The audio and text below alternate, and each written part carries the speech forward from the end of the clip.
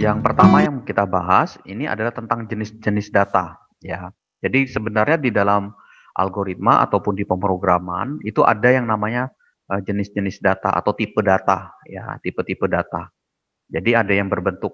Jadi yang disebut sebagai tipe data itu sebenarnya secara umum ada dua. Ada huruf, ya, atau dalam bentuk karakter.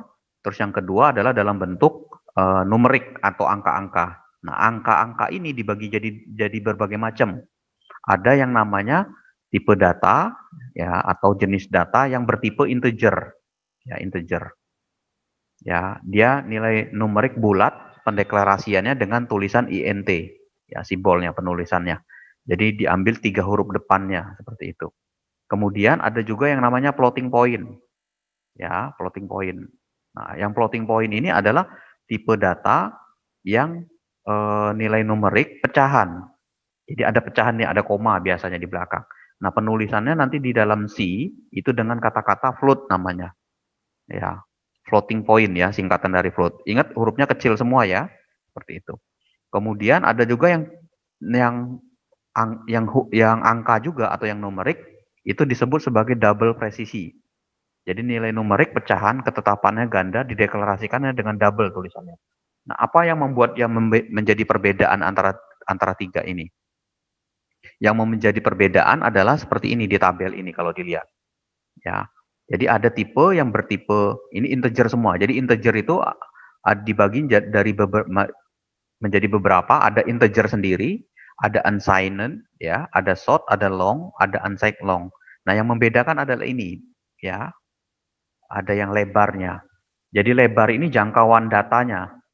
Jadi contoh ini jangkauan nilainya dari minus 32.768 sampai dengan 32.767. Ya, nah ini maksudnya ini. Jadi kalau saya mau mendeklarasikan berapa, misalkan ada inputan berapa gaji yang diterima, 5 miliar misalkan.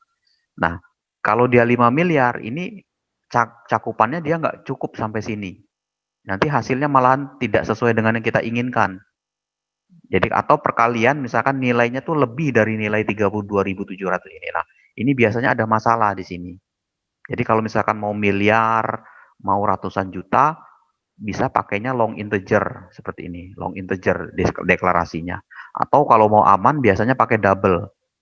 Ya, kalau saya nilainya kalau udah ratusan juta biasanya saya ambil yang double. Ya, yang lebih ini. Jadi ini contoh yang numerik, ya. Jadi apa yang membuat dia menjadi berbeda dengan tipe data yang lain? Ya, yang pertama adalah jangkauannya.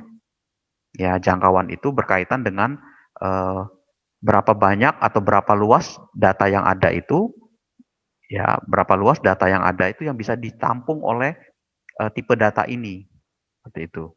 Jadi ini maksudnya kalau saya buat minus, misalkan minus minus 10, kalau saya deklarasikan pakai unsigned integer, itu nggak bisa. Kenapa? Karena dia maksimumnya 0. Bukan nggak bisa ini. Hasilnya nanti pada saat disimpan atau pada saat diproses, itu nggak cocok atau nggak sesuai seperti yang kita inginkan. Jadi bisa kalau misalkan minus 3, minus 10, bisa pakai integer atau short in atau long in. Seperti itu. Ya, kalau mau pecahan pakainya float. Seperti itu, ya. Kalau mau float, kalau mau pecahan pakainya float aja biar lebih aman. Seperti itu. Jadi ini yang pertama yang kita sebut sebagai tipe data, terus yang kedua nanti kita sebut sebagai tipe data yang kedua adalah bentuknya karakter. Ya, karakter. Nah, penulisannya char. Di minggu kemarin kita coba string, ya, waktu itu, ya. Kita cobanya string. Ya, jadi kalau string itu adalah kumpulan dari kata-kata. Kumpulan dari karakter-karakter itu membentuk sebuah kata. Ya, jadi string itu adalah kumpulan karakter-karakter. Nah, setiap karakter itu bisa diambil. Jadi kalau tidak mau menulisnya dengan string, bisa aja dengan karakter berapa. Misal karakter 100, berarti isinya nanti 100 kata, 100 huruf di situ isinya. Kemudian yang kelima, ada yang namanya tipe data yang boolean. Nah, nilai boolean ini, nilai bool ini penulisannya pakai simbol bool. Isinya itu cuma dua, kalau tidak true atau false. Ya, true false ini bisa dimisalkan dengan angka 0 dan 1. Ya, misalkan 0 false, true-nya adalah 1, misalkan seperti itu. Nah, kita akan lihat contoh misalkan ini, ya. Contohnya saya langsung ke contoh. Ya, oke, ini saya tutup dulu. Saya sengaja nggak buat apa slide-nya biar nggak double-double ya, jadi saya pakai modul aja. Nah, penulisannya tipe data itu bisa seperti ini, ya. Jadi bisa aja kita deklarasikan, ada juga yang namanya konstanta nanti. Konstanta ini nilainya nggak berubah sepanjang program itu berjalan, ya. Jadi bisa juga menulisnya dengan nama konstantanya apa, ya.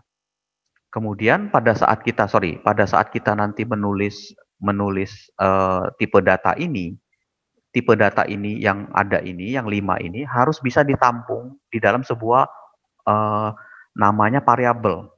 Jadi pasti variabel dan tipe data ini saling bersambungan, saling terkait.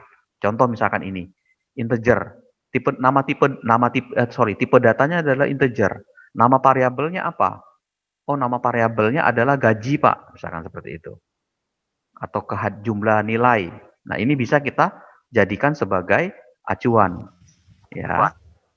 Gitu. Oke. Ini sama seperti aturan-aturan yang ada, bahwa penulisan nama variabel itu tidak boleh ada spasi, simbol, tanda baca, kemudian kalau tidak boleh diawali dengan angka, kalau mau ada angka, terpaksa angkanya ada di belakang, seperti itu. Ya. Nah, ini contoh ya, misalkan ini. Ini saya coba tulis nih. Nah, kemarin kita pakai string ini. Saya coba ganti ini. Ya, saya coba ganti. Saya buka dulu ini. Saya open dulu latihan. Oke. Nah, ini. Ya, kelihatan ya ini ya. Ini saya gedekan dulu. Sorry.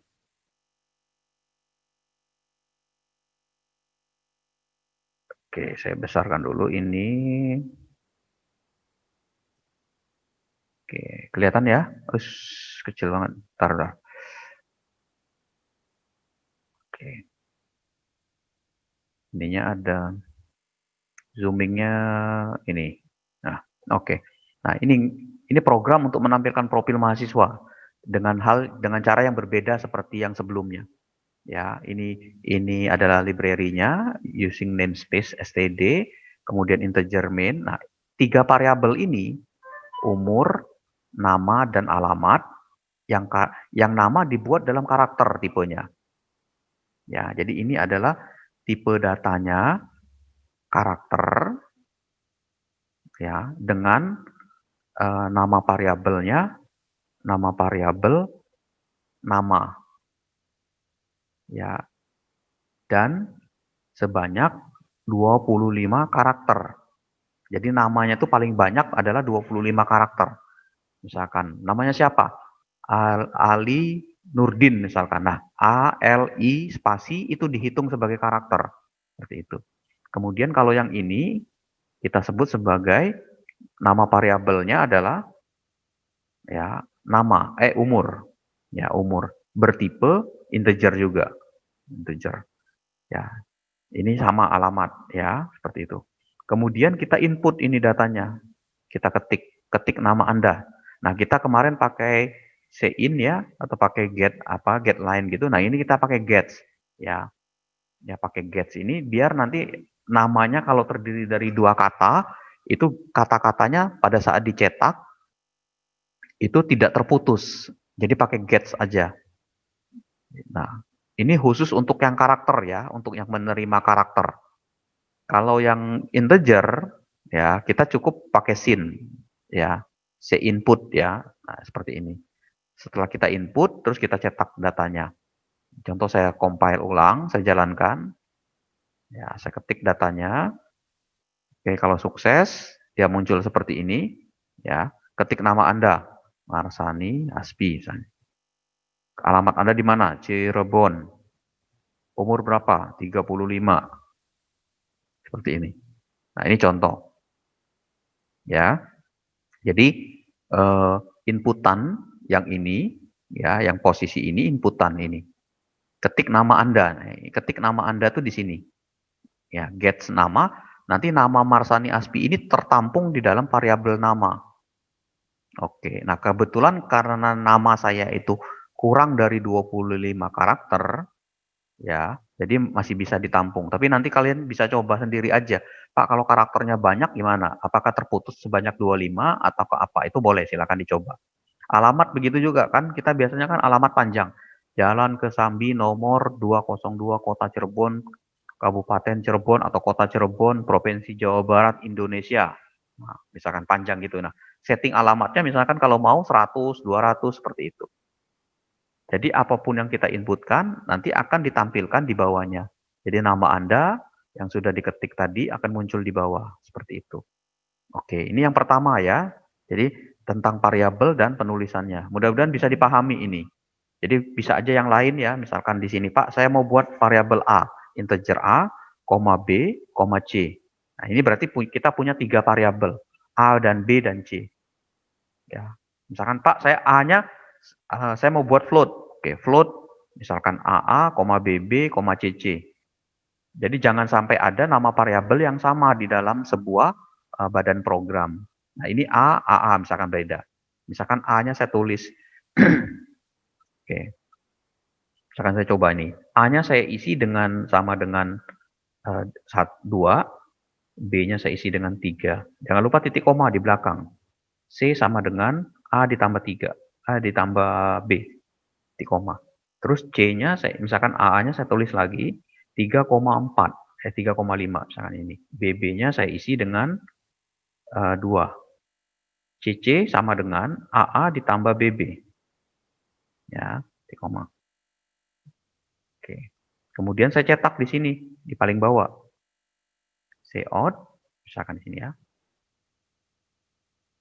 /n nilai C sama dengan ya C. Oke, terus kemudian cout lagi. Saya tulis lagi di sini. Nilai katakanlah CC ya CC yang atas tadi, hasil kita jumlah tadi itu adalah CC. Nah, kita lihat di sini. Oke, terus saya coba run. Ada error enggak? Oke, ketik nama Marsani Aspi Cirebon. Oke, 35. Nah, ya, tadi nilainya 3 ditambah 2 itu sama dengan 5. Kemudian yang berikutnya 3,5 ditambah 2 itu jadi 5,5. Ya, 3 ini 3,5 ditambah 2 jadi 5,5 ini. Ya, seperti itu. Nah, misalkan sekarang saya ganti ini. Misalkan di sininya saya kasih A-nya 2,5 misalkan ya. Kan A-nya kan tipenya integer ya. Kita buktikan apakah bisa pecahan dia. Kita coba. Misalkan sampai oke, Cirebon. Oke. Nah, ini tetap ya. Walaupun kita kasihnya nilainya 2,5 ditambah dengan 3, harusnya kan dia kan 5,5 ya. Benar ya, 5,5. Tapi ternyata di sini hasilnya 5. Jadi yang 2,5 ini dibulatkan oleh dia menjadi 2. Seperti itu. Nah, kalau pecahan, kalau yang float, tipe float itu tidak masalah. Kalau mau bulat ataupun mau pecahan dia tidak masalah. Seperti itu, ya. Jadi hati-hati dengan nilai integer. Misalkan mau mendapatkan hasil perkalian sesuatu ya, hasilnya kita tahu bakalan pecahan ini. Maka jangan gunakan integer. Ya, pilih yang float yang lebih tepat seperti itu. Oke. Ini contoh yang pertama ya, contoh yang pertama. Kemudian kita lihat lagi yang berikutnya. Nah, ya ini contohnya. Nah, ya, misalkan kita tahu nih, saya buat nih tentang perhitungan luas lingkaran ya. Oke, saya simpan dulu di sini. Saya buat, ini saya save dulu filenya. Kita mau buat yang luas lingkaran. Oke, di sini include IO stream ya. Oke. Oke ya, seperti itu saya save dulu. Ini luas lingkaran. Oke. Ya, IO stream ya, sama seperti yang di atas ini. IO stream. Kemudian kita tulis ini using namespace. Jadi maksudnya space ini adalah untuk menyingkat penulisan sebenarnya. Jadi nggak perlu dikasih tanda std di depannya. Integer main. Main itu adalah badan utama program, terus langsung return biar tidak lupa nantinya. Atau kemarin ada yang bilang, Pak, boleh nggak ditulis? Silakan kalau misalkan bisa. Ya, kalau lancar nggak ada masalah silakan. Tapi bagusnya saling melengkapi karena ini tipenya adalah fungsi, maka dia harus punya nilai balik bertipe apa ada jawabannya, nilai baliknya. Oke, sekarang kita buat program menghitung menghitung luas lingkaran dengan jari-jari yang diketahui. Oke. Nah, sekarang gini, berarti kita harus tahu dulu jari-jarinya. Ya, kita harus tahu dulu jari-jari yang akan kita gunakan itu seperti apa. Jari-jari kan berarti nanti dalam bentuk inputan, ya, dalam bentuk inputan dia, inputan.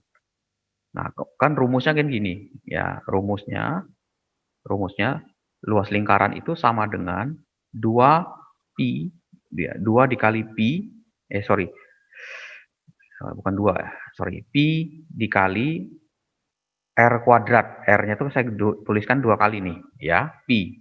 Pi ini adalah pi-nya sama dengan 3,14. Nah, sekarang pertanyaan saya, nilai pi ini kan dari dulu kita belajar matematika waktu di mana tuh SMP apa SMA ya, SMP SMA lah. Itu nilai pi itu nggak berubah, 3,14 atau 22,22/7. Maka kita bisa deklarasikan di sini. Nah, ini dianggap sebagai konstanta. Misalkan pi saya tulis di sini. Pi itu 3,14. Ya, pi-nya segini, 3,14. Jadi nanti pada saat saya run, coba kita run dulu, jalan nggak deh? Oke, nggak masalah. Nah, kalau saya cetak di sini, misalkan saya out ya, saya out pi.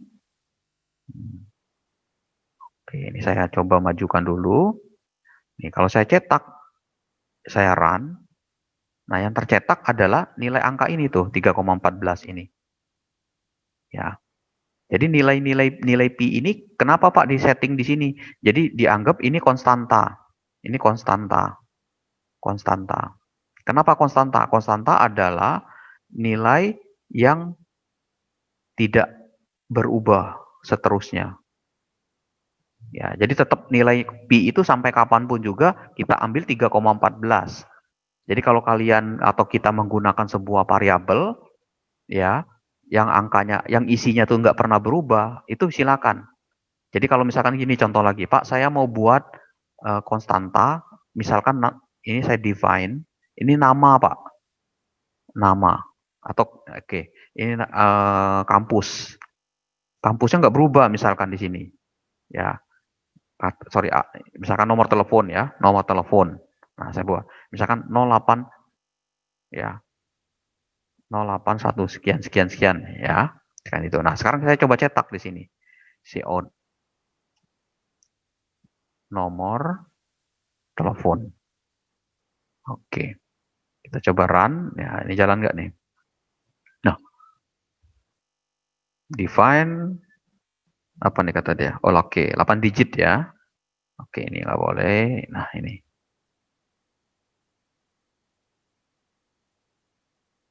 Oke, ini ya, 3,14 ini yang di depannya, 8177.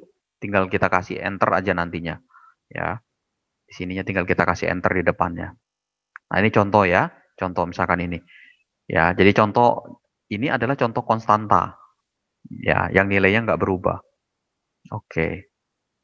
Jadi kalau nilai angka-angkanya nggak berubah, deklarasikan dia sebagai apa di sini. Ini biasanya kalau angka-angka atau nilai-nilai yang tidak pernah berubah sepanjang program ini digunakan. Sekarang gini, kita mau menghitung luas lingkaran yang diketahui jari-jarinya. Nah, sekarang kita bisa input jari-jarinya. Cout, ya, ketik jari-jarinya. Jari-jari untuk lingkarannya. Untuk lingkaran berapa jari-jarinya? Ya, seperti ini. Ya, berapa jari-jari yang kita inginkan? Nah, terus kemudian sein.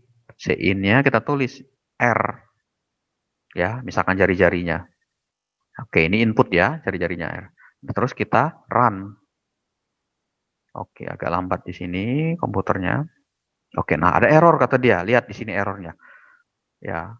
Nomor telepon was not declared in this scope. R was not declared in this scope. Oke, pertama nomor telepon karena saya sudah hapus nomor teleponnya, ini saya hapus.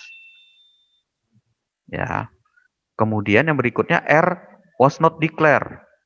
Kenapa? Oh, ternyata R-nya nggak saya deklarasikan, Pak. Maka saya deklarasikan dulu. Nah, saya tahu bahwa kemungkinan besar karena Pi ini adalah bentuknya pecahan, maka bisa jadi nanti hasil perkaliannya juga dalam bentuk pecahan hasilnya. Maka saya lebih tepat gunakan float di sini. Floatnya R. Saya run. Oke, saya ketik jari-jarinya mau berapa? 2K, 3K, atau berapa? Seperti itu. Oke ya. Nah, sekarang saya hitung luasnya sekarang. Luas lingkaran. Itu sama dengan apa? Pi, kan tadi rumusnya kan Pi RR. Pi, saya tulis Pi, saya kali dengan R, saya kali dengan R. Nah, ini luasnya. Jadi berapapun nilai R yang diinputkan, itu nanti akan dikalikan dengan Pi. Pi-nya nggak berubah 3,14. Seperti itu. Nah, kemudian saya mau cetak hasilnya. Saya tulis, ininya saya perbaiki ya. Saya pakai yang ini aja. Nah, saya tulis di sini. Luas lingkaran adalah, saya tulis gini, ininya saya ganti, luas. Ya, seperti itu. Terus saya coba run. Ada error nggak di sini? Loh, error kata dia. Coba, jangan panik kalau kayak gini dibaca. Paling bawah, error. Luas was not declared in this scope. Oke, berarti kita lupa mendeklarasikan luas ini, variabel luas ini di sini. Koma aja di sini. Ingat besar kecilnya harus kita perhatikan. Kalau ininya saya ganti kecil, kita run, tuh akan error juga. Dianggap sama. Ya, jangan panik kalau gini, lihat. Kan sudah saya deklarasikan Pak di sini. Iya, ini L-nya kecil. Ganti ke besar. Oke, kita run. Oke, saya masukin luas lingkarannya misalkan 3,1, saya enter. Nah, luas lingkarannya adalah 30,1754. Oke, paham ya? Oke, jadi ini ya contohnya. Oke, saya gabungin. Jadi ini adalah deklarasi variabelnya, ini adalah inputnya. Nah, kalau mau rapi, ini bisa ditaikin ke atas, jadi satu baris, inputnya gini. Kemudian ini adalah proses untuk menghitung luas lingkarannya. Kemudian hasilnya dicetak. Ya, hasilnya dicetak. Seperti itu. Oke. Silakan kalau ada pertanyaan, ditulis di kolom komentar boleh ya. Kalau misalkan ada pertanyaan-pertanyaan, nanti sambil jalan saya baca komentarnya. Oke, ini sama seperti ini ya. Oke, nah sekarang kita coba ini ya, ada latihan ini. Nah sekarang ini, buatlah program untuk menentukan hasil penjumlahan dan pengurangan dari dua buah bilangan. Ya, oke. Ingat di sini kata-katanya, menentukan hasil penjumlahan dan pengurangan dua bilangan. Bilangannya bilangan bulat. Berarti apa? Berarti kita harus, saya buat lagi yang baru ya. Oke, ini saya include IO stream. Oke, nanti kalau sudah rapi sih, kalau sudah lancar, ini mah kalian akan apal sendiri, ya. Oke. Jadi kalau saya sebenarnya bahasa pemrograman apapun juga bisa gitu ya, tapi belum tentu apal, ya gitu. Nah kalau mau itu harus dilihat lagi, dibaca lagi caranya. Oke, terus kemudian biasanya pembelajaran pemrograman ini saya menyesuaikan dengan laptop saya. Jadi contoh misalkan gini, waduh spek laptop saya ini untuk Android nggak bisa, takutnya ngehang. Jadi saya belajar sesuai dengan laptop. Jadi, waduh nanti deh saya tahan-tahan misalkan itu. Kalau spek komputernya sudah rada bagus, baru saya belajar lebih ini. Tapi tidak menutup hal-hal yang bisa di komputer saya coba explore lebih dalam. Ya, oke, web kan bisa ya, sudah belajar web. Ini seperti itu. Ya, seperti itu. Nah, sekarang balik ke sini tadi. Kita buat program penjumlahan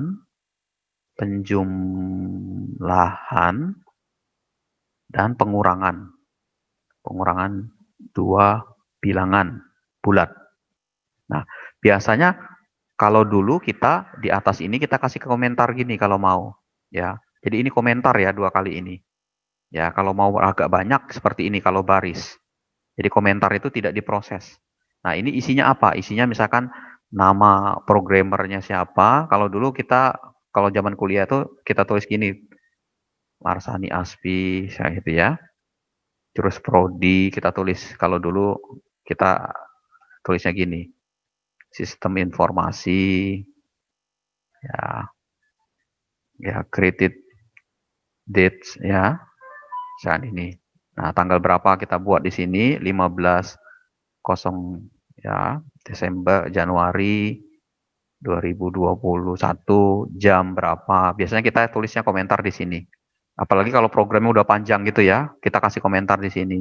Kalau ada beberapa teman saya, dia di sininya panjang, itu cerita, dia jelasin program ini adalah program yang berkaitan tentang apa, gitu ya. Seperti itu. Nah, ini biasanya buat informasi kita, program kita jadi lebih baik di sini. Oke. Kemudian tadi ya, program penjumlahan dan pengurangan 2 buah bilangan bulat. Nah, sekarang kita harus penjumlahan dulu ya. Berarti kan sebelum masuk ke proses penjumlahan dan pengurangan, ada 2 bilangan bulat. Berarti ada 2 bilangan. Kita tulis aja 2 bilangannya apa. Kita tulis gini. Ketik ya bilangan A-nya berapa yang diinginkan. Ya, Sin A, misalkan gitu bilangannya. Ya. Kemudian Cout. Ya. Ketik ya bilangan B. Titik koma, sin, B. Oke. Kita ya. Terus kita run. Oke, error, Pak. Waduh, error nih, Pak. Lihat di sini, A was not declare, B was not declare. Berarti dua-duanya kita belum deklarasikan di sini. Kenapa? Jadi pada saat kalau dia misalkan seperti ini, ya, maka kita harus deklarasikan. Nah, mintanya adalah bilangan bulat. Maka yang tepat adalah integer. Integer A, B. A, B. Koma. Oke, saya run lagi. Oke, masuk bilangan A. Misalkan 3, bilangannya 4. Seperti itu. Ya. Oke, berarti sudah bisa nih bilangannya. Nah, pertanyaan berikutnya adalah proses penjumlahan dan pengurangan 2 buah bilangan ini. Gimana, Pak? Oke, berarti fokus dulu pada penjumlahan. Di sini penjumlahan. Oke, prosesnya. Berarti kalau penjumlahan, Pak, saya tulis aja jumlah ya. Ditambah A, ditambah B. Gitu kan? Penjumlahan kan? Kemudian berikutnya lagi pengurangan. Kan pengurangan atau penjumlahan 2 buah bilangan. Ya sudah, kurang di sini jangan sama variabelnya. A dikurangi B. Gitu. Oke. Baru cetak hasilnya. Cout. Hasil penjumlahan sama dengan titik dulu jumlah. Titik koma. Cout. Hasil pengurangan kurang. Oke. Dah, kita tinggal run. Kita coba jalanin. Ada error nggak? Waduh, error lagi nih, Pak. Jumlah dan kurang belum dideklarasikan. Oke, kita tulis di sini. Jumlah, karena kita maunya bulat, kita tambahkan. Boleh nggak, Pak, ditambahin gini, Pak? Jumlah, koma kurang. Boleh, ya. Boleh disatukan, boleh seperti ini. Ya, coba kita run. Ada error nggak?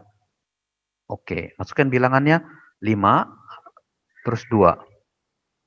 Nah, hasil penjumlahan 7, hasil pengurangan adalah 3. Oke. Ini Pak mau ke bawah hasilnya gimana? Gampang, tinggal dikasih enter. Mau dikasih di mana? Mau dikasih di ujungnya? Di sini kan? Ya, ganti ini, slash n. Ya, atau di depan ini bisa. Kalau dikasih di depannya ini bisa juga. Oke, yang pertama ini dulu kita coba. Saya masukin dulu bilangannya. Oke, masukin tadi 6, sini 2. Oh, ke bawah ya hasilnya? Oke. Saya mau ganti ini nggak mau di sini N-nya. Saya mau pindahkan N-nya adalah di depan hasil ini. Oke, kita lihat apakah sama dia seperti itu. 10 dan 3. Oke, sama ya? Seperti itu. Nah, itu ya. 10 tambah 3, 13. 10. Oke. Oke, ini contoh latihan yang pertama ya. Silakan dilihat dulu. Kalau ada pertanyaan silakan ditulis di komentar atau kalau mau menyampaikan coba di ini boleh menyampaikan atau raise hand itu ya. Silakan. Oke, sebentar saya cek dulu ini ada yang tanya dulu nih ke saya.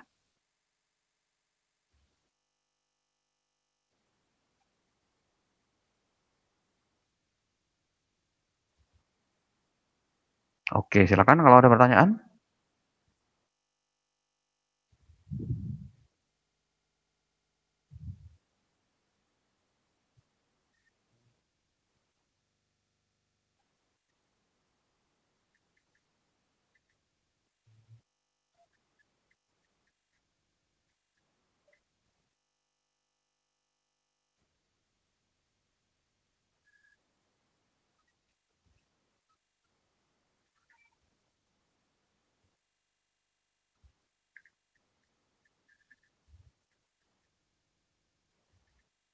Oke.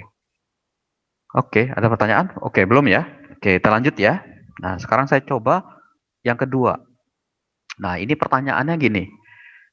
Kita diminta membuat program untuk menerima masukan dan menampilkan hasil kuadrat dari bilangan masukan tersebut.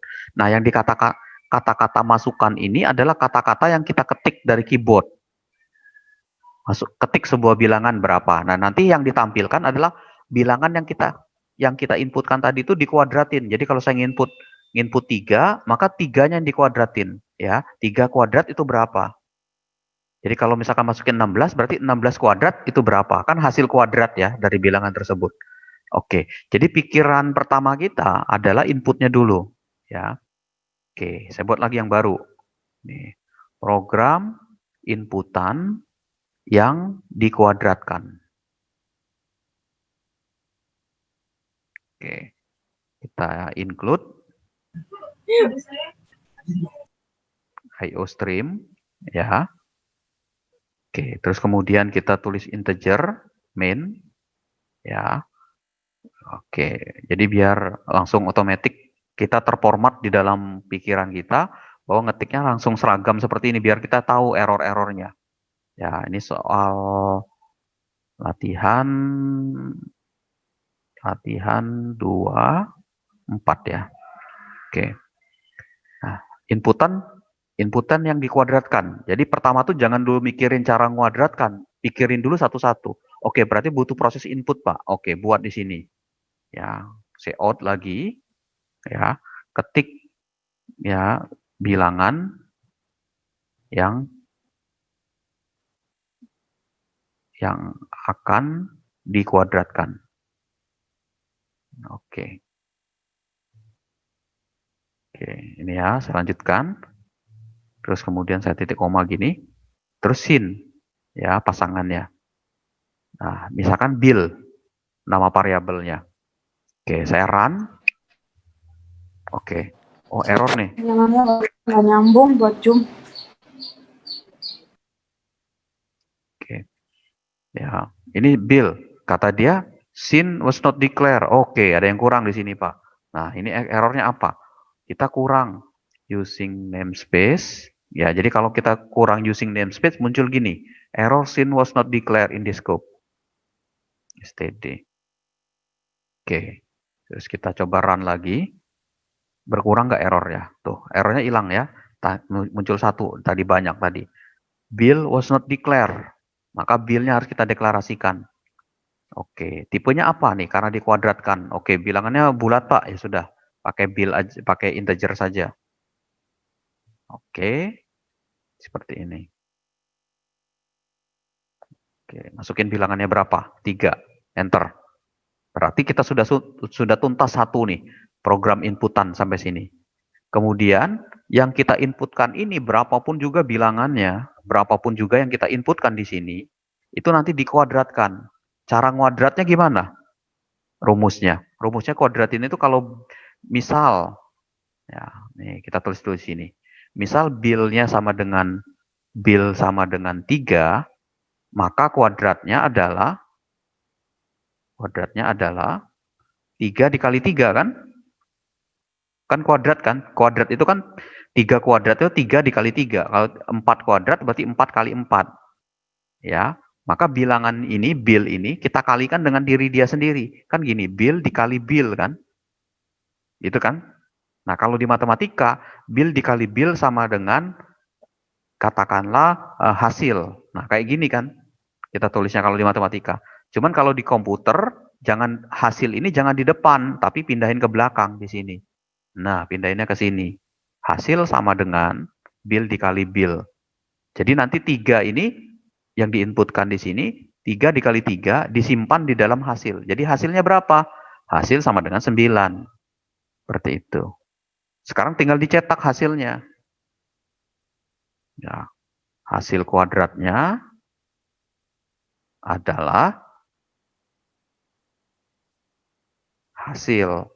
Ya, oke. Tinggal kita run. Kita cek ada error nggak? Waduh, error lagi nih Pak. Banyak errornya nih. Hasil not declare. Oke, berarti tambahin di sini hasilnya, koma hasil. Ya, terus kita run lagi. Kita masukin, yang mau kita kuadratin adalah 10. Nilainya 100. Benar ya? 10 pangkat 2 kan 100. Benar ya? Oke. Jadi yang lain bisa kita coba. Gitu. Oke? Ya, silakan kalau ada pertanyaan. Ya. Oke, nomor 3 nanti dicoba sama kalian. Ya, saya tidak semua bahas. Nah, silakan dicoba itu. Itu yang contoh yang tentang variabel dan tipe datanya. Oke, sekarang kita coba ke modul yang ketiga.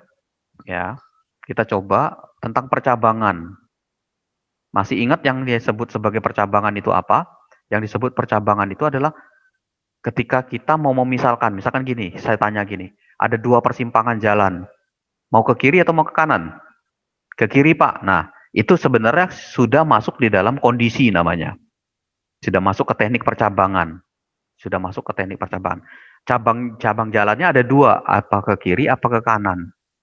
Nah, kenapa kalian memilih ke kiri? Karena kalau ke kiri, ke rumah lebih dekat Pak daripada saya ke kanan, jalannya muter-muter. Nah, alasan itulah yang kita sebut sebagai percabangan. Kenapa kita memilih? Kalau di komputer, percabangan itu diasosiasikan dengan menulis perintah if. Nih, pernyataan if. Ya, if jalan ke kiri, maka ke rumah lebih cepat. Else, jika jalan ke kanan, maka ke rumah akan muter-muter duluan. Seperti itu. Ya, itu yang kita sebut sebagai pernyataan if. Jadi, percabangan itu diklasifikasikannya bisa ada if-nya saja. If tunggal namanya. Jadi tidak ada else-nya. Jika ini, udah selesai. Kemudian pernyataan dengan 2 kondisi, if else. Jika tidak ini, maka ini. Ya, disebutkan di situnya.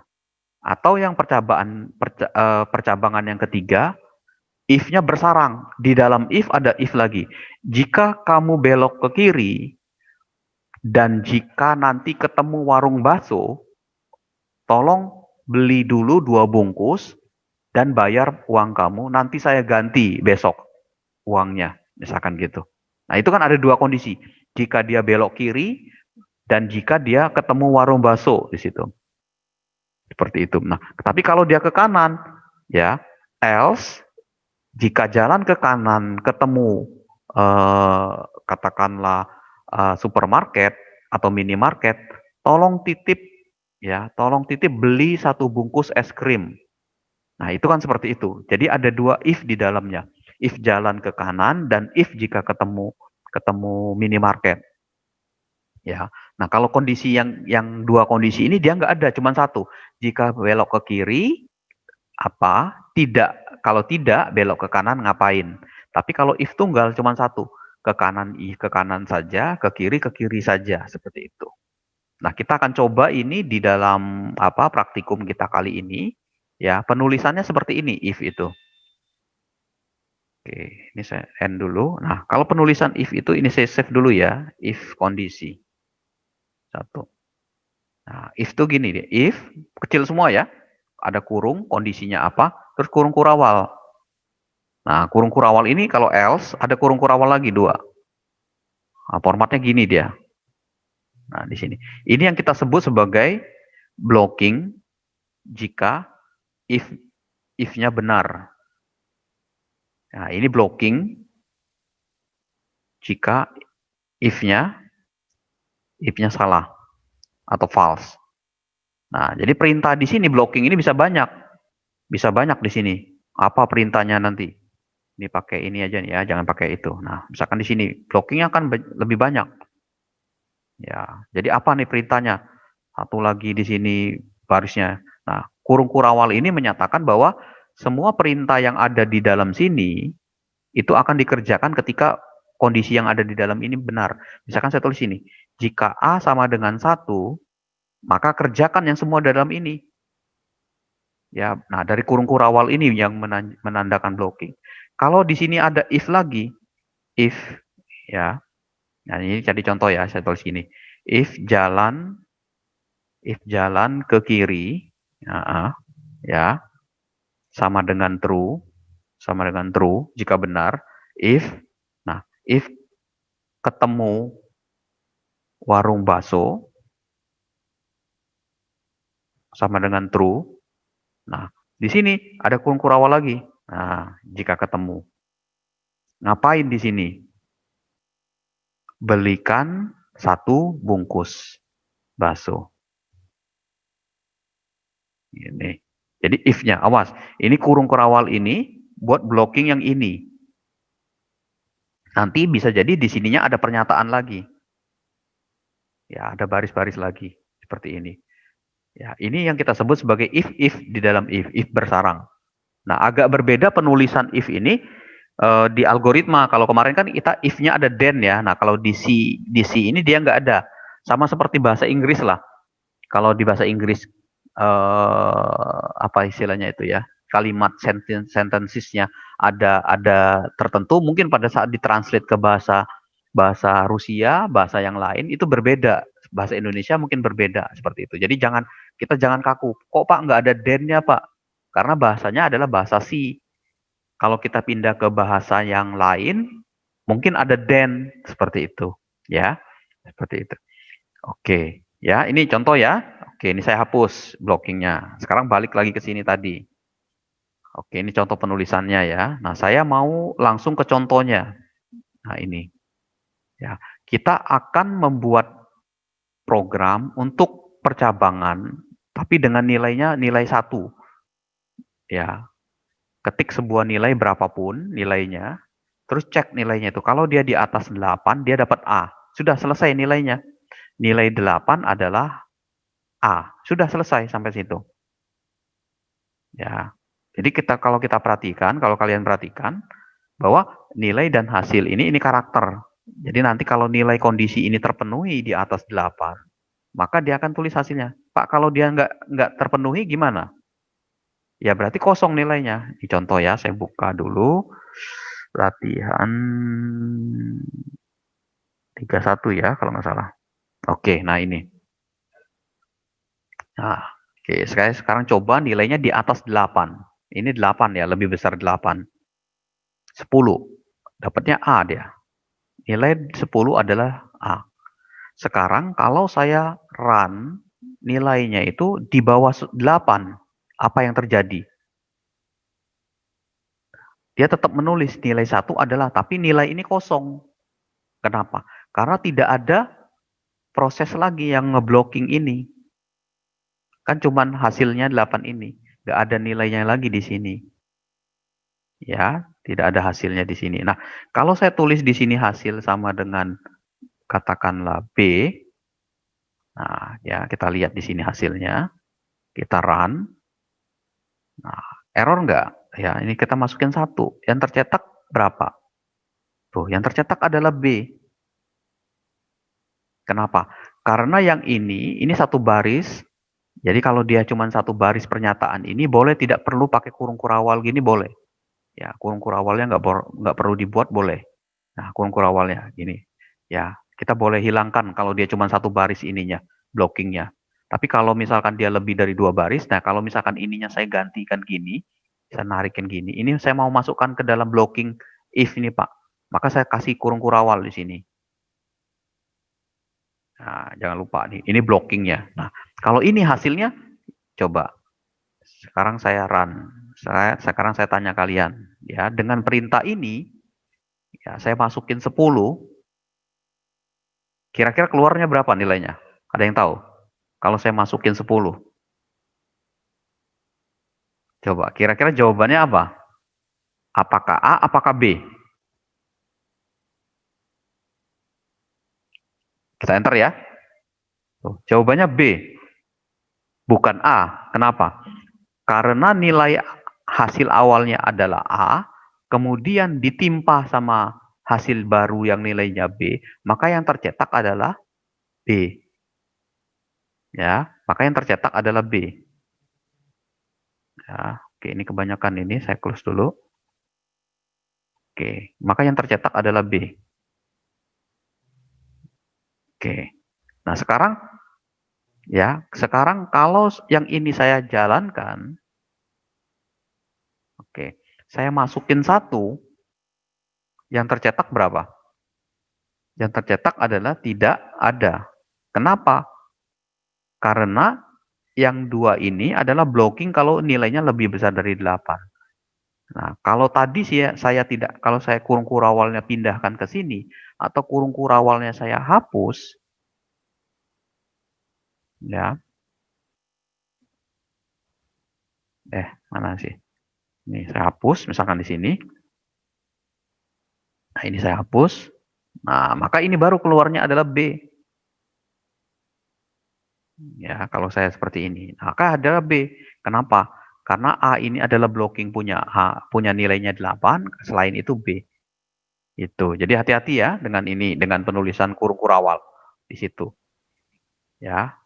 Oke, sampai sini ada pertanyaan belum? Udah ada pertanyaan belum? Oke, lanjut lagi. Oke. Oke. Nah, sekarang gini. Yang penting di dalam if itu, di dalam perintah if itu ada yang namanya kondisi. Ya, di if ini ya, di sini. Contoh. Oke. Tadi saya tulis sini. If, nah di sini ada kondisi di sini. Kondisi. Kondisi untuk apa? Kondisi untuk apa? Kondisi untuk mengecek apakah sesuai dengan yang ditentukan. Contohnya misalkan gini, contoh. Ya. If A sama dengan 1. Ya. Contoh A lebih besar 2. A lebih kecil 2. 3.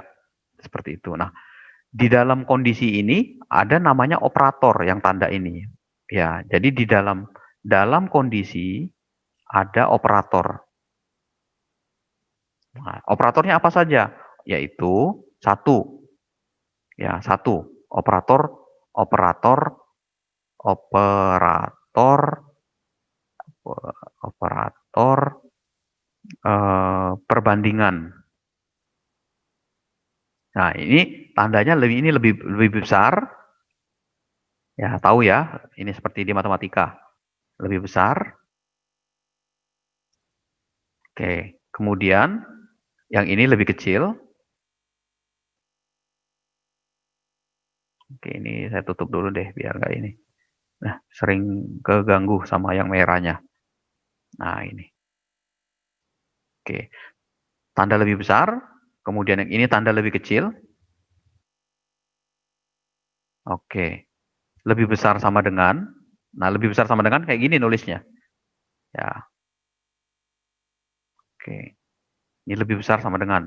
Lebih besar sama dengan. Kebalikannya lebih kecil sama dengan ini. Ya. Oke, sekarang tidak sama dengan. Tidak sama dengan beda kalau di C. Tidak sama dengan tuh tanda seru sama dengan. Ini tidak sama dengan. tidak sama dengan. Ya, gitu.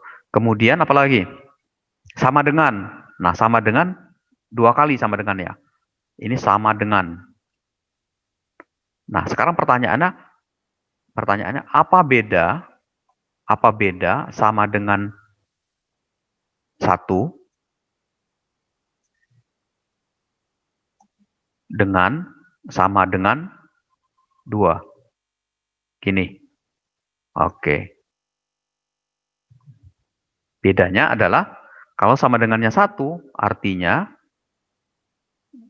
ini adalah assignment.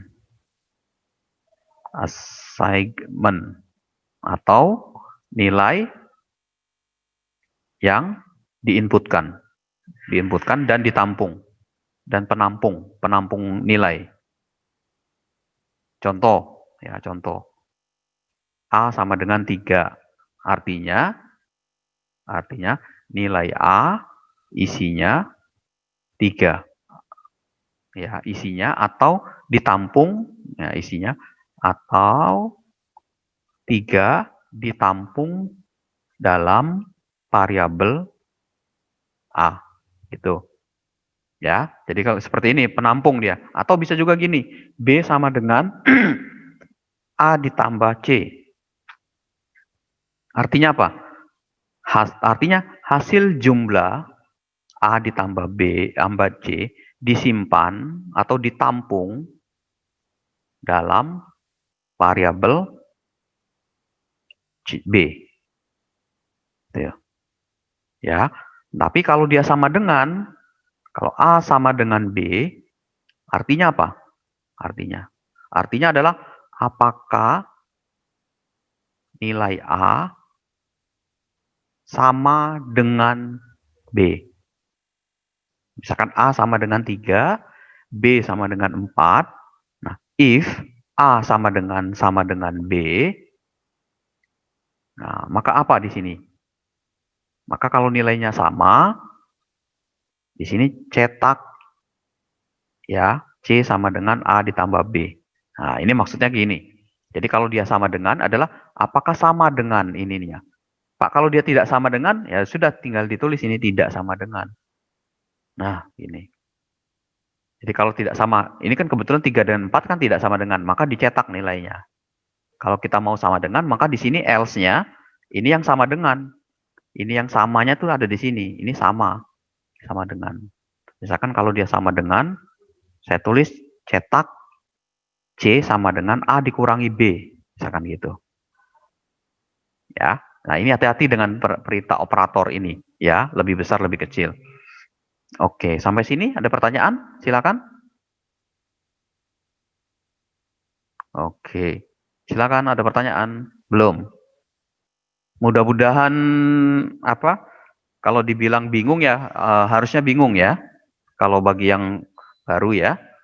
Tapi kalau nanti sudah biasa, jadi lancar nantinya. Oke. Harus sering dicoba. Makanya contohnya sederhana dulu, coba macam-macam masalah, terus dimodif. Misalkan, Pak, kalau tadi Pak Marsani coba penjumlahan, saya mau pembagian, Pak, saya mau perkalian. Nah, dicoba bikin sendiri aja soal. Gini. Ya. Oke. Nah, sekarang soal yang ketiga nih, yang tentang apa? If tadi. Misalkan gini, kita tahu bahwa kubus itu yang disebut sebagai sebuah kubus. Kubus ya, tahu ya kubus ya. Kubus itu kubus ya. Kubus itu dia punya sisinya itu sama semua. Jadi kalau dia sisinya salah satunya beda, itu pasti persegi panjang namanya. Ya. Jadi kalau kubus yang dikatakan kubus itu adalah dia punya sisi yang sama, panjang dan lebar dan tingginya ya kalau gitu sama, ya. Kubus dia modelnya seperti itu. Dia punya sisi yang sama, sisi kiri, sisi kanan, sisi atas dan bawah itu sama. Oke, ini kita input 3 buah sisi aja dulu. Nah, salah satu cara untuk mengecek bahwa itu adalah inputan kita itu diketahui dari sisinya itu merupakan kubus apa bukan, itu kalau sisinya sama tiga-tiganya. Maka kalau kita tulis sisi A, sisi 1 sama dengan sisi 2 dan sisi 1 sama dengan sisi 3 dan sisi 2-nya sama dengan sisi 3 atau tiga-tiganya sama, itu maka dia termasuk kubus. Kalau tidak, maka selain itu dia bukan kubus. Seperti itu. Ya. Oke, paham ya? Nah, sekarang gini. Saya coba di sini dulu. Oke, saya tulis di sini. Oke, saya buka aja deh yang sudah ada biar.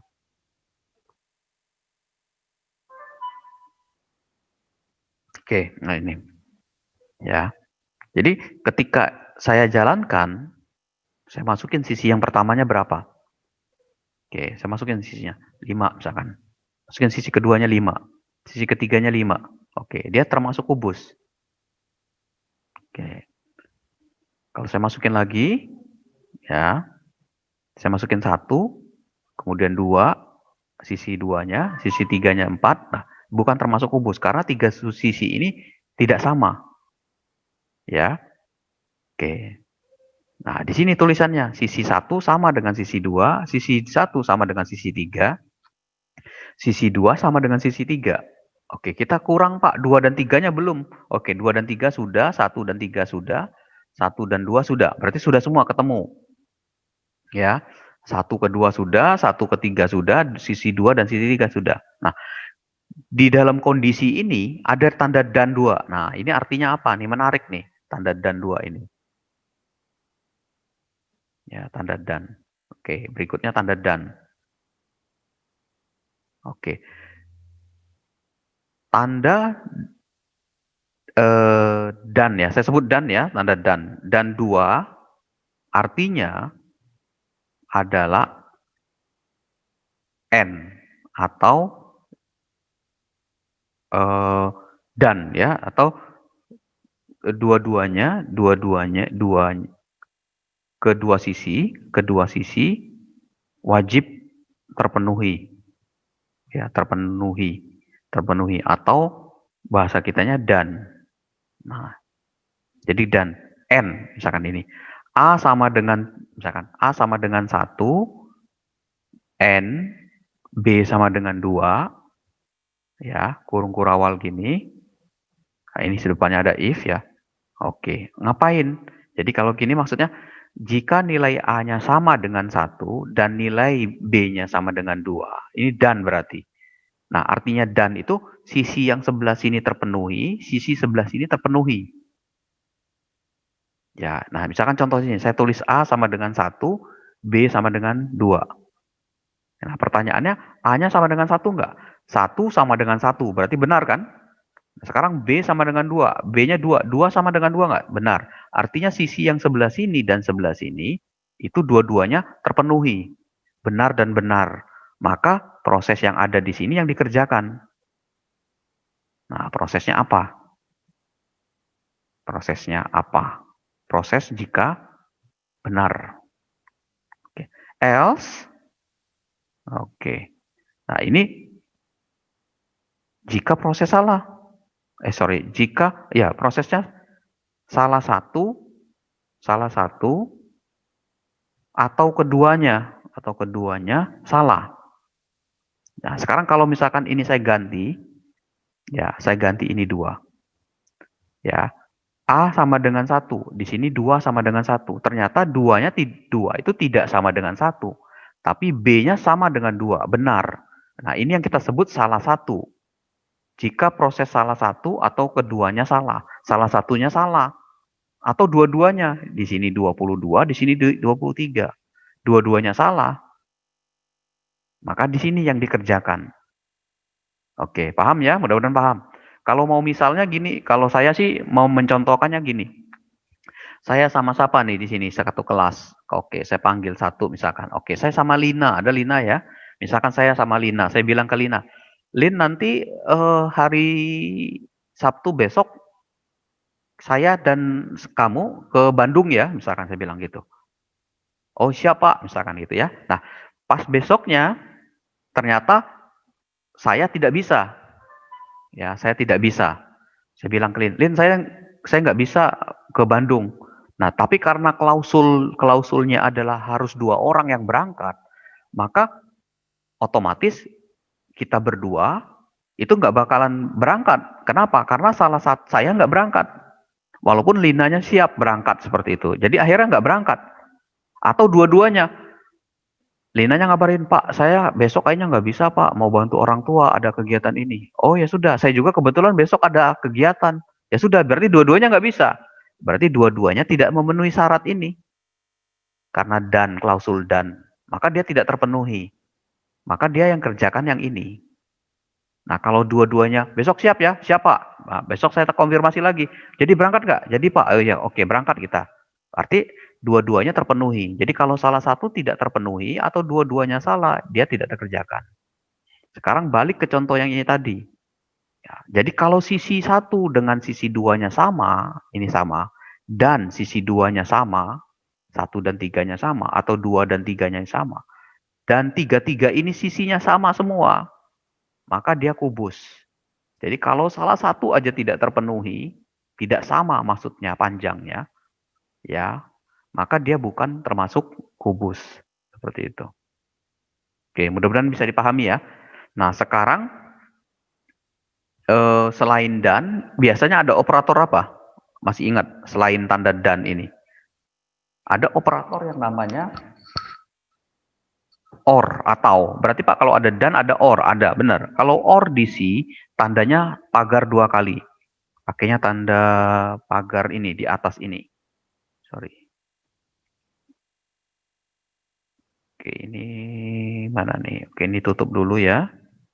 Oke, tutup dulu. Oke. Nah, ini tandanya ini. Nah, tanda pagar berdiri dua ini. Ya, tanda ini di atas enter kalau di mouse itu, kalau di keyboard. Ya, saya tulis di sini ya, tandanya ini. Ini nggak miring ya. Ini beda. Kalau yang ini garis miring dua, kalau ini dia tandanya yang lurus gini, dua. Ya, saya sebut tanda pagar.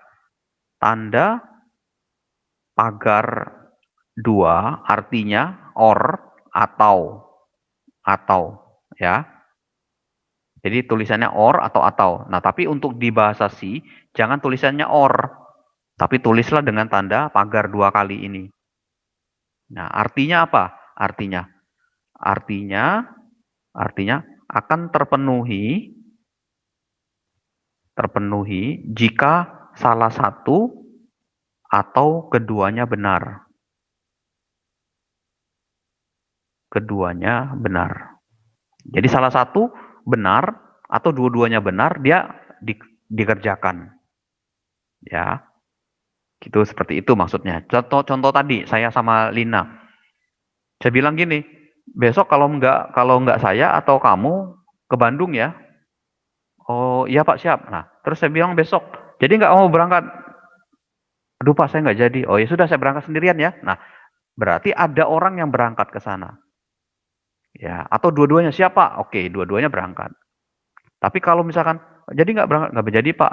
Ya sudah saya juga nggak jadi. Berarti nggak ada dua-duanya tidak jadi, tidak memenuhi syarat seperti itu. Artinya tidak terpenuhi. Jadi salah satu dari itu terpenuhi, maka keduanya benar itu dikerjakan. Contoh misalkan ini. Misalkan ini ya, kita tulis di sini. If A sama dengan 1 or B sama dengan 2, nah ngapain? Dikerjakan. Else ngapain? Ya, seperti ini. Oke. Itu ya. Nah, ya seperti ini prosesnya. Jadi prosesnya seperti itu. Jadi apa yang dikerjain jika salah satunya? Oke, sekarang balik sini lagi. Ya, ini ya contohnya tentang perintah untuk membuat if ya. Ada operatornya di sini. Jadi tolong diperhatikan di sini simbol-simbolnya. Nah, sekarang ada program fotokopi. Nah, ini saya buat ini program fotokopi sederhana. Ya, biasanya kita fotokopi itu dihitung dari banyaknya lembarnya. Misalkan kalau lembarannya berapa dikali nanti harganya, kan gitu harga per lembarnya. Pak, saya beli 5. 5 kali berapa harga satuannya, kan seperti itu. Nah, kemudian ternyata terjadi perbedaan ketika harganya itu kalau dia langganan sama bukan pelanggan atau bukan, itu ada harga yang berbeda. Nah, di sini contohnya statusnya L. Nah, karena L ini adalah dalam bentuk karakter, maka ST-nya dideklarasikan dalam char. Ya, L di sini. Ya, harganya 150 katakanlah kalau dia pelanggan. Tapi kalau dia bukan pelanggan 200. Ya. Nah, kita blocking if-nya ini 2, ini kalau dia pelanggan, kalau ini bukan. Terus nanti kita kali harga dengan ST-nya tadi. Dengan lembarnya tadi. Sudah dicetak. Harga per lembar berapa, yang harus dibayar berapa. Seperti itu. Contohnya gini, saya buka dulu. 33. Sih ya. Nah, sehingga saya run di sini. Oke. Saya masukin dia 4 lembar, pelanggan apa bukan?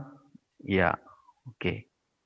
Harga per lembar 150, maka 4 kali 150, 600. Gitu, ya. Nanti kalau sudah oke ini tinggal dicetak, ya. Jadilah di kertas lembaran kita tuh seperti kita belanja ke minimarket, kan aplikasinya gitu.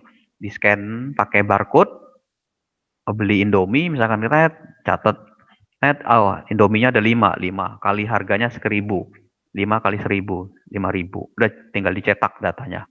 Seperti itu. Nanti kan tinggal belajar bagaimana pencetakan ke printer. Seperti itu perintahnya.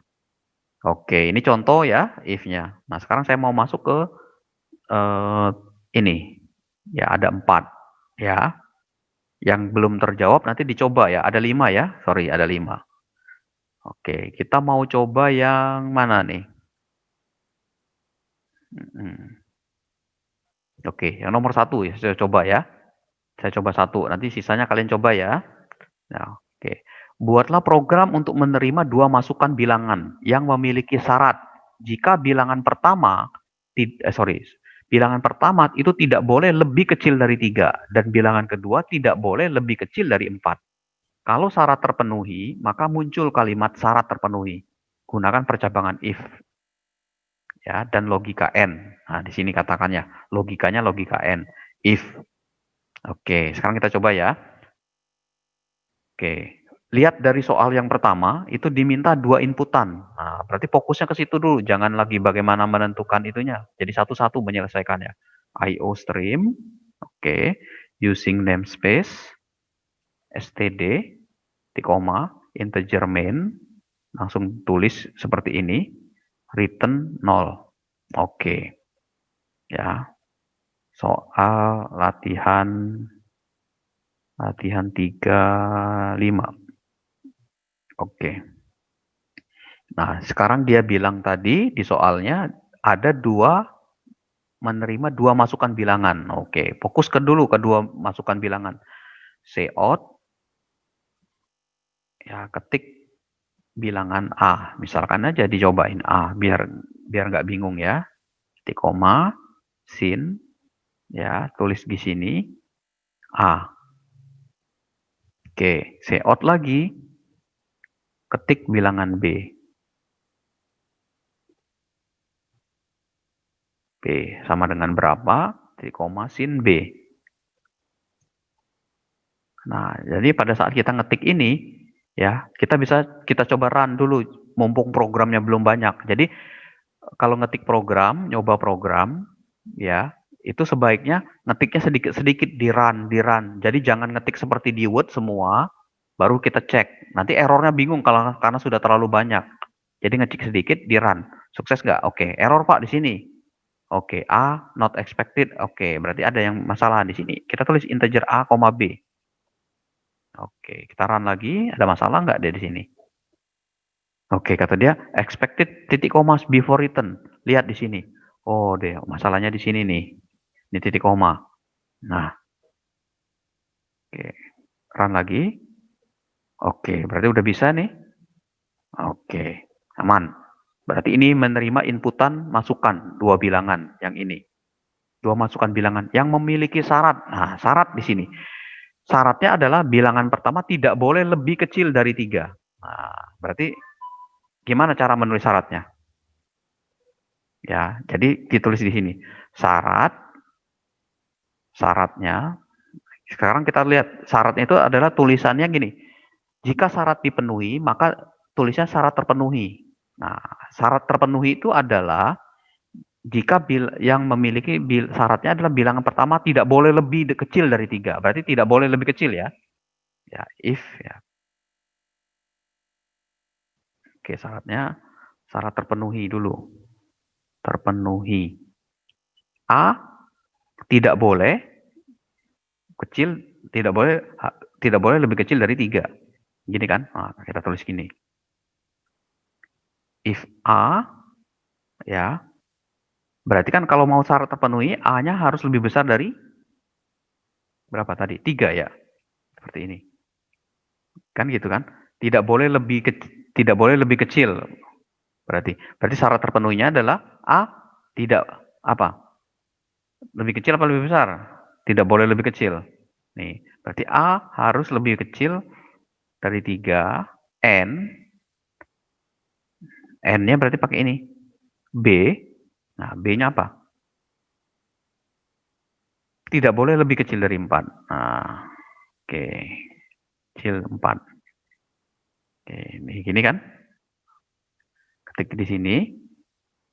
Ya, terus saya cetak, say out. Syarat terpenuhi. Terpenuhi. Oke. Sudah memenuhi belum nih aturannya?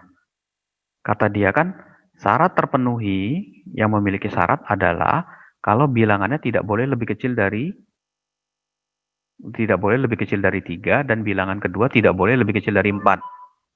Ya, berarti yang boleh adalah apa? Tidak boleh kan? Berarti kalau dia boleh lebih besar dari 3 dan itu ya. Coba kita run. Kita run dulu. Nah, sekarang saya masukin 1. Ya, saya masukin 1. Sorry, ini lebih kecil dari 3. Oke, saya masukin lebih kecil. Tuh, syarat terpenuhi ya. Lebih kecil ya. Seperti itu. Ya. Kemudian saya masukin lagi, saya buat lebih besar. Nanti tolong dikoreksi kalau kata-katanya salah. Ini saya masukin 6, saya masukin 8. Tuh, kosong. Ya, karena tidak terpenuhi syarat ini. Syaratnya ini tidak dia terpenuhi. Gitu. Ya.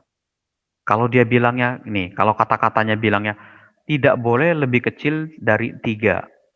Berarti tidak boleh lebih kecil dari 3, bilangan yang boleh itu adalah yang lebih besar dari 3. Bisa. Tuh, ini kan yang boleh berarti kan. Ini lebih besar dari 4. Ya, ini dibolehkan berarti. Ya, kalau kata-katanya seperti ini. Jadi tolong ini, tidak boleh lebih kecil, ini tidak boleh lebih kecil dari ini. Ya, jadi kata-katanya gitu. Oke. Tidak boleh lebih besar dari 3. Ini harus lebih besar dari 3 dan harus lebih besar dari 4. Berarti terpenuhi. Ya, kalau tadi lebih kecil, berarti harus lebih kecil dari 3 dan harus lebih kecil dari 4. Nah, tinggal kalian cocokkan dengan kalimat kata-kata yang ininya nih, yang benar ini. Oke, gunakan if-nya sudah kita buat, kemudian logika N-nya sudah. Nah, ini if-nya ini yang kita gunakan adalah if satu kondisi. Ya, nggak ada else-nya berarti. Ya, oke, udah benar ya? Seperti itu. Oke, sampai situ ada pertanyaan? Bisa? Oke, nomor 1 sudah selesai. Sekarang saya ambil random nomor berapa nih? Oke. Nah, saya mau mulai nomor 4 ini. Ya. Ini taksi namanya, taksi Cirebon katakanlah. Dia mempunyai peraturan tarif kilometer pertama adalah 7.500. Kilometer berikutnya adalah 3.500. Oke. Nah, misalkan contoh, kita naik kendaraan itu cuma 5 kilometer, cuma setengah kilometer kan belum nyampe 1 kan. Maka cukup bayar 7.500. Nah, tapi kalau misalkan ternyata saya kilometernya 5, maka yang harus saya bayar adalah 7.500 kilometer pertama ditambah sisanya 4 ya, 5 ini 4-nya lagi dikali 3.500. Maka nanti jumlahnya adalah ini ditambah ini sekian yang harus saya bayar. Oke, paham? Bisa buatnya nggak? Oke, kita coba ya. Oke, saya buat include dulu.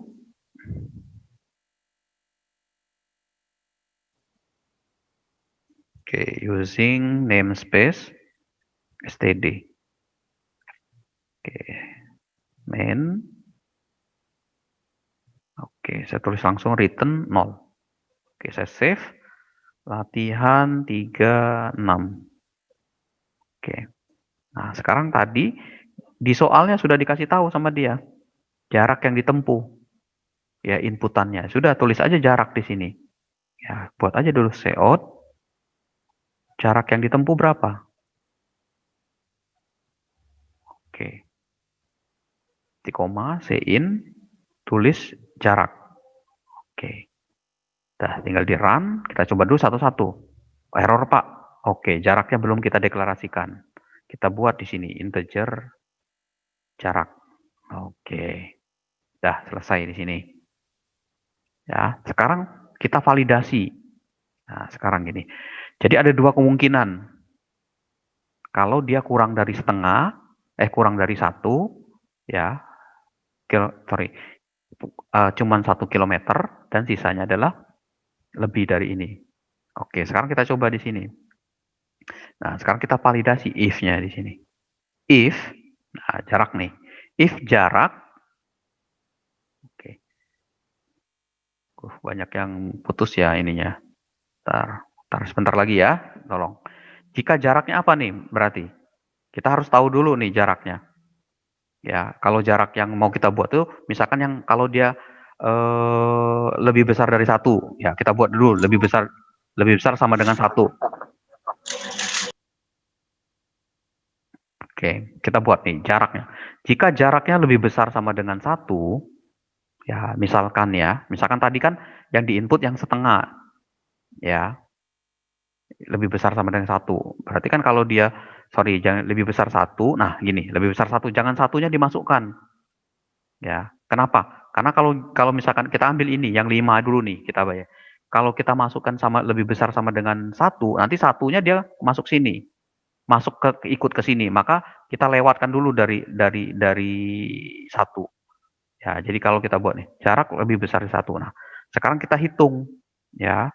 Kita hitung ininya yang harus dibayar sama dia. Maka jaraknya kita kurang, ya, jarak yang dia tempuh dikurangi 1 kan.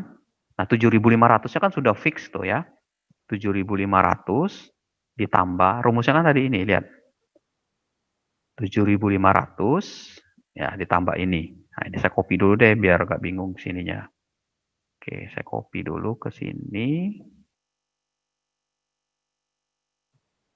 Oke, nah ini kan 7.500 ditambah jarak dikurangi 1, kita kali dengan 3.500. 3.500. Oke. Saya kurung kurawal lagi,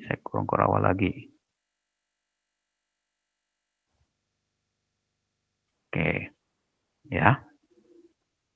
Nah, gini ya. Yang harus dibayar sama dia. Else. Nah, sekarang kalau dia cuma 1, maka maka bayar sama dengan 7.500 saja. Gitu. Nah, jadi harus dibayar adalah yang harus dibayar. Oke. Bayar. Oke, jangan lupa deklarasikan bayarnya di sini. Oke. Coba kita cek ya. Run, ada error nggak? Oke, misalkan 0,5. Tuh, ya 0,5 7.500 ya. Oke. Sekarang kita coba kalau dia cuma 1 kilometer.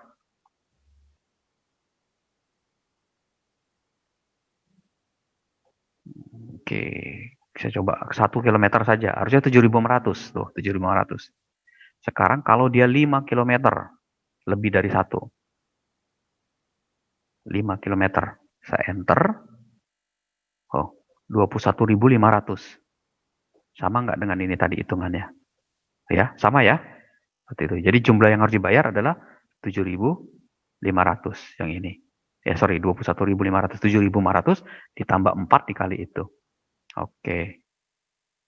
Oke, ya. Ini udah nih.